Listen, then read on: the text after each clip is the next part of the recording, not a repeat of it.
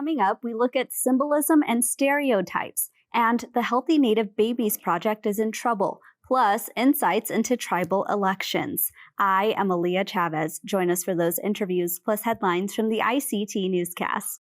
Arizona State University welcomes 3,500 Indigenous students from Arizona and across the nation.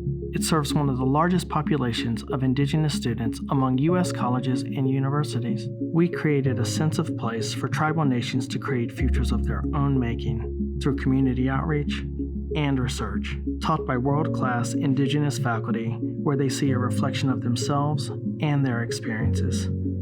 Find community at ASU.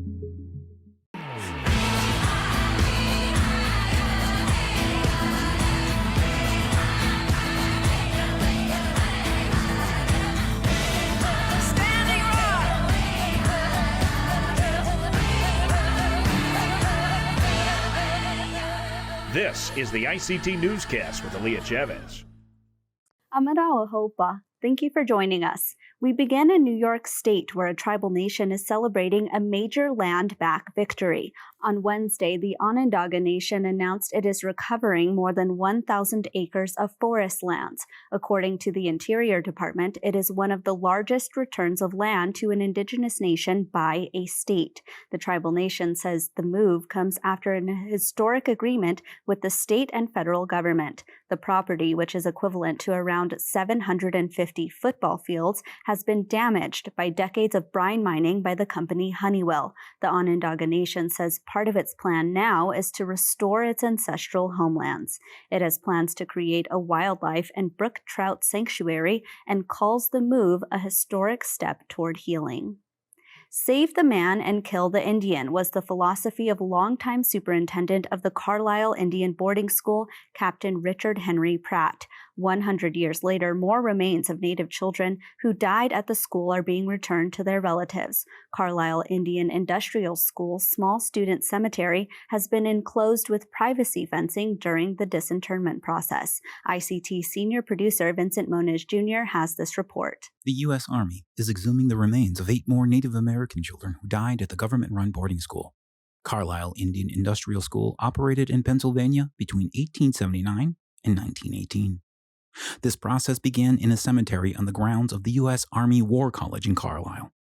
Director of the Office of Army Cemeteries, Renee Yates, says this is the only Native cemetery the Department of the Army has custody of. The Department of the Army is here with Carlisle Barracks to conduct our 5th disinterment project this summer. We'll be disinterring 8 Native American children, 6 of which are Native American, 2 Alaskan Aleuts, and returning them to their families across the country. This is the 5th such process since 2017. The Carlisle School housed thousands of Native children who were taken from their families and forced to assimilate into non-Native society. More than 20 sets of Indigenous remains were transferred to family members in earlier rounds. Custody of these remains will be transferred to the children's descendants. Onondaga Nation citizen Ray Skenendor knows what her ancestor Paul Wheelock endured at Carlisle. Can you imagine your 5-year-old being taken from your arms, being brought to a place that they've never been, not knowing where they are, having their hair shaved, being taken their clothes, given a uniform, and not being able to speak or being understood in their native tongue? I mean, you can't even communicate. And if you did speak in your own language, you were punished for that. So far, the U.S. Department of the Interior has identified at least 53 separate burial sites at federal Indian boarding schools. Officials say they expect to find many more graveyards filled with Indigenous children as the investigation continues. In Bismarck, North Dakota, Vincent Moniz, ICT News. Well, Navajo Nation citizen and filmmaker Sidney Freeland is helping Star Trek go where no sci-fi show has gone before. The highly accomplished director recently finished a 1-episode run on Star Trek Strange New Worlds. Freeland is a trans woman, and producers of the series said that's an aspect of her they didn't know about when they approached her for the gig. The show also guest stars trans actress Jesse James Cattell, who plays the episode's villain. Freeland said the script showed her some something she hadn't seen before, a trans woman and a lesbian woman in a relationship. On social media, the director praised the production, saying it was a joy to work with everyone. Freeland's episode is available to stream now on Paramount+. And staying with space news, a newly spotted asteroid near Venus is earning a name from a tribal nation in California. The Palma Band of Luiseno Mission Indians named an asteroid at the request of the scientists who discovered it. 2 years ago, astronomers discovered the first known asteroid to circle the sun within the orbit of Venus, but up until now, it was only known as 2020 AV2. The scientists who learned of it came from the Palomar Observatory of the California Institute of Technology, a place located on the tribe's ancestral lands. During a ceremony of blessing and songs held in early June, the asteroid was given a name that translates to Venus Girl. And those are the headlines for the ICT Newscast. Coming up, a Native Studies professor talks stereotypes in the movies, and a program for healthy Native babies is in trouble. We visit with John Tahsuda about tribal elections, but first, what do the stars and stripes mean to Indigenous people? Stay with us.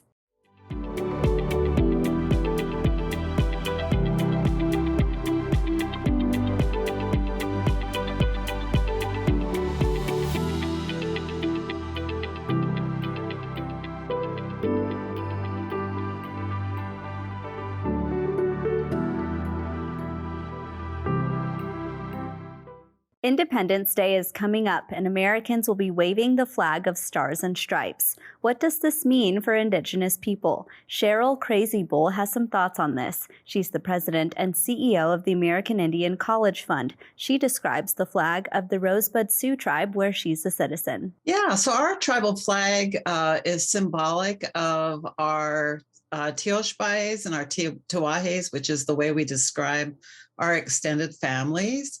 And they settled in communities when the reservation was established. And those 21 original communities are represented in a camp circle on our flag. And so I think of them as symbolic both of our traditional knowledge about ourselves as families and communities, but also of our representative government. The posting of the colors by honor guards is a time-bound tradition at powwows and other gatherings. Yeah, I think it's a real challenging representation for Native people, because I think we both understand the sovereignty of our tribal nations, and that flags can be symbolic of that sovereignty, that they can reflect some teachings or some understandings of who you are as people.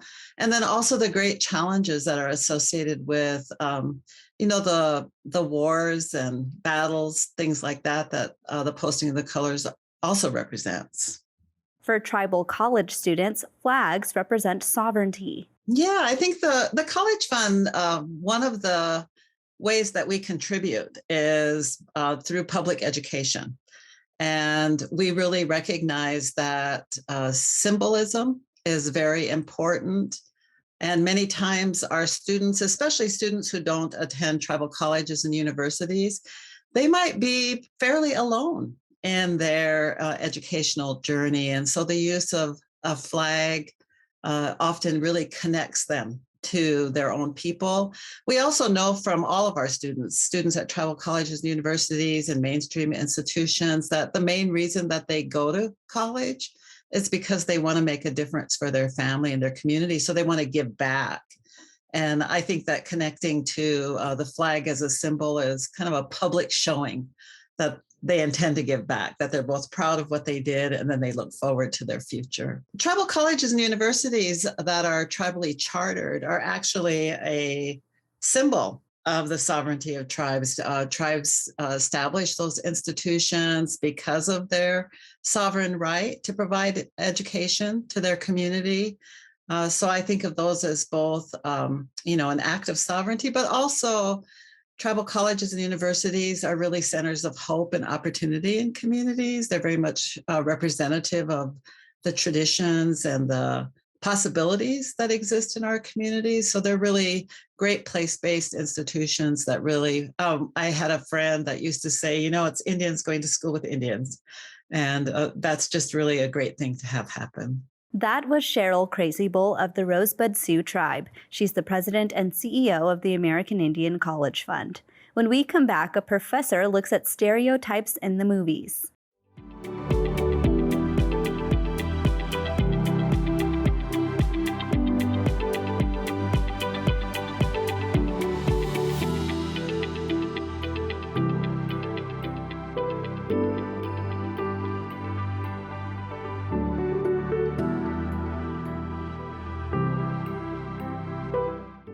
The film industry and mainstream popular culture are notorious for promoting stereotypical images of Native Americans.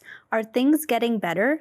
Assistant Professor Eric Buffalohead teaches at Augsburg University in Minneapolis. He co-authored Native Americans on Film, Conversations, Teaching, and Theory with Elise Marubio, who is also an Augsburg professor. I teach a course called American Indians in the Cinema, which is really about looking at the impact of Hollywood film on people's thinking about Native people. It does branch out into a little bit in television and sports and advertising, so students get the full idea of how widespread the negative imagery and stereotypical representations are. Of course, it really does focus on film for the most part, though. Buffalohead says classic Westerns are the worst offenders. Probably some of the most famous Hollywood Westerns, Stagecoach, anything with John Wayne in it, or those 1930s, 40s, and 50s Westerns. I mean, if you just look at some of the most famous Hollywood films, and then directors like John Ford, for example, and his Western trilogies with John Wayne, those tend to be the worst things. Like The Searchers, I would say, is probably the utmost worst example you could possibly get of that. And that's such a popular film that people just adore and love it and think it's this, awesome piece of work. And, from a technical standpoint, it might be, but from a cultural standpoint, it's incredibly offensive. Such stereotypes affect Natives even today. People who don't know anything about us because of the really inadequate education system in this country in terms of educating people about Indigenous people here, expect us to be those stereotypes. I mean, when I grew up, people expected a stereotype. I grew up in Minneapolis, and when I was in first and second grade, people wanted to come over for a play date because they wanted to sit in my teepee and ride my horse. And I lived in Southeast Minneapolis by the University of Minnesota, where my dad was a professor. So, I mean, that was kind of ridiculous. But being a parent, and I have children who range in age from 25 to 32, those children experienced similar things in the 1990s and early 2000s when they went to school. So I don't think it's really changed very much, unfortunately. TV series like Reservation Dogs and Rutherford Falls have contemporary representation of Native Americans. Well, I think they're a step in the right direction, certainly. I mean, it's good to see contemporary Native people. I mean, I've been teaching American Indian cinema for going on 30 years, and I've been, people have asked me, well, what's the solution to some of these problems? And well, it's contemporary representations. I mean, the big themes that you walk away from my course with on Natives is that most of our images are stuck in time, meaning that they're somewhere in the past, and people don't see us as contemporary people. They see us as these images in the Old West and very much stereotypes of Plains or Southwest Indians. They don't see the real diversity of Indigenous people in the Americas. They if you don't have a teepee and a pony or some kind of a Southwestern style dress, then you're not Native. I mean, and again, that's what I ran into as a kid. People would say, well, you're not Native. Show us, wear your Indian clothes to school tomorrow to prove you're Native. It's like, that's ridiculous. That was Eric Buffalohead from Augsburg University in Minneapolis.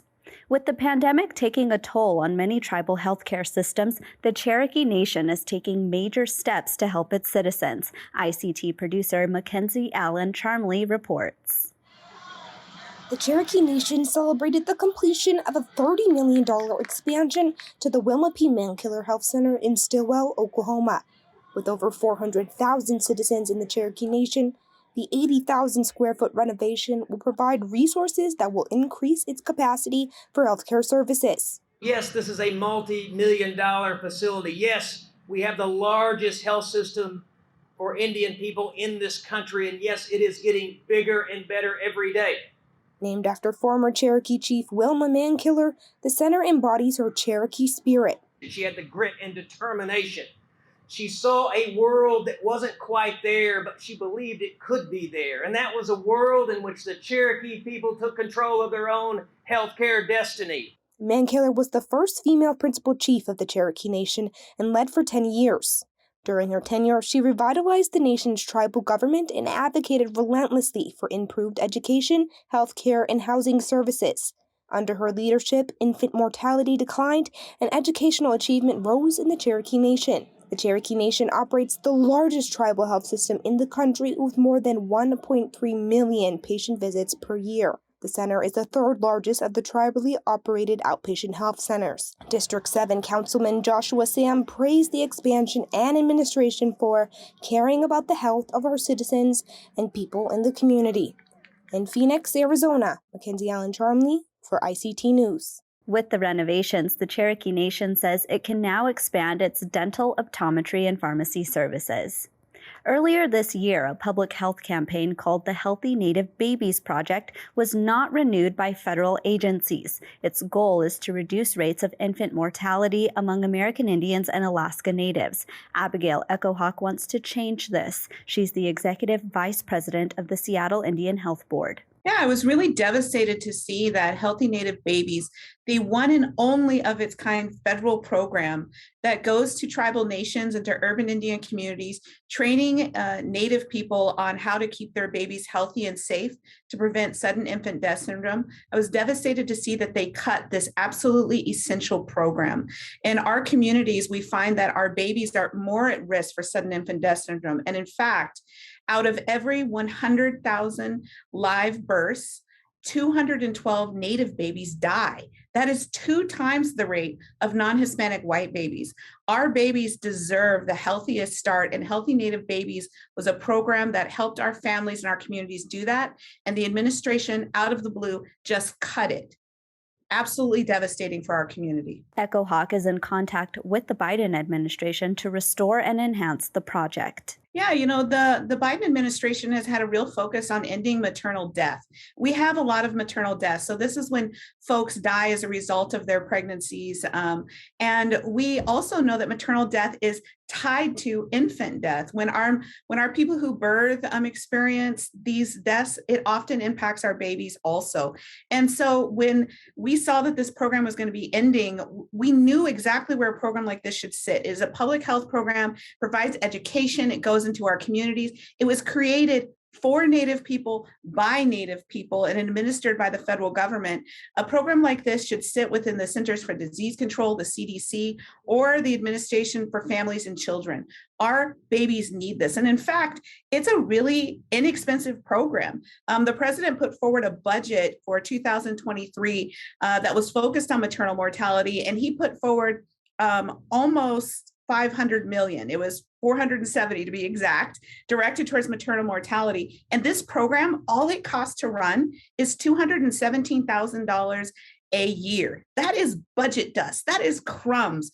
Our babies are worth more than crumbs. We deserve even more than that. But at the very minimum, we should be getting that funding to ensure the lives of our babies. The Healthy Native Babies Project incorporates tribal traditions. Healthy Native Babies has been around for approximately 10 years. It's predominantly administered by incredible Native women who are mothers themselves, parents themselves, and they went out as part of creating this program and talked to tribal leaders.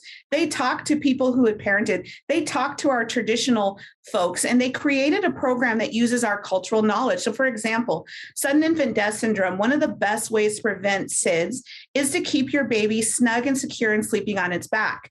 That is a cradle board. So they talk about cradle boards. And in fact, in some of these trainings, depending on where it's done, they even maybe will hold a cradle board class as part of that. And that traditional knowledge of a baby safe and secure on its back, snug and secure, we've been doing that for thousands of years. And the Academy of Pediatrics only caught up with us about 20 years ago. We knew how to help prevent these deaths within our communities. Another thing they talk about is making sure a baby isn't sleeping on anything that's too fluffy. Like you shouldn't have a baby sleeping on a pillow top mattress, for example. Well, if we look traditionally, we didn't have pillow top mattresses. We, kept our babies and they were sleeping on, more firm surfaces. Those are traditional teachings that are tied into this Healthy Native Babies Project.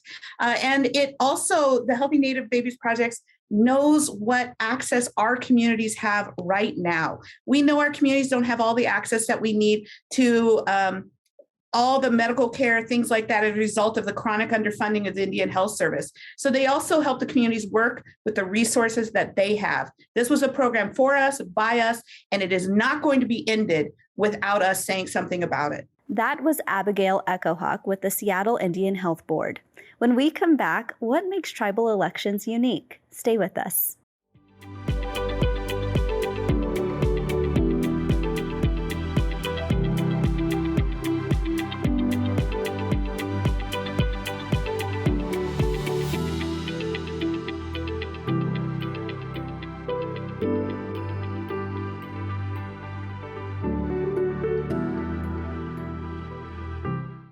It's election season all over the country, from national, state, and local offices to tribal governments. After last year's concerns over voter fraud, what steps will ensure that votes will be counted fairly? John Tahsuda joins us to talk tribal elections and what makes them unique. He's a partner with Navigators Global. Well, what makes them unique is probably the variety of constitutional provisions and election provisions that tribes have. If you look at federal and state elections, they're pretty similar, the way they're handled, the process and procedures that are in place. But tribes have a great variety, actually, in how their election processes are structured. And that leads to confusion by, people. A lot of challenges, as we know, happen, to elections in Indian country. And slowly over time, I think the process is becoming a little more settled.